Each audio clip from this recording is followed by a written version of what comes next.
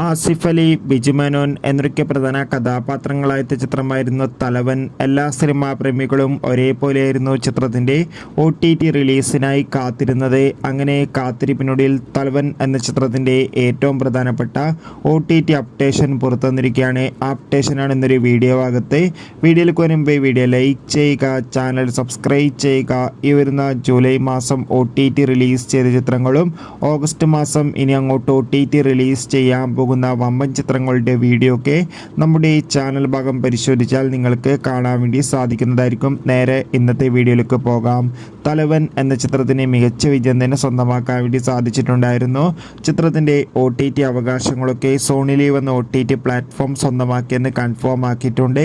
അതുകൊണ്ട് തന്നെ ഏവരുമേറെ ആകാംക്ഷയോടെയാണ് OTT റിലീസിനായി കാത്തിരിക്കുന്നത്.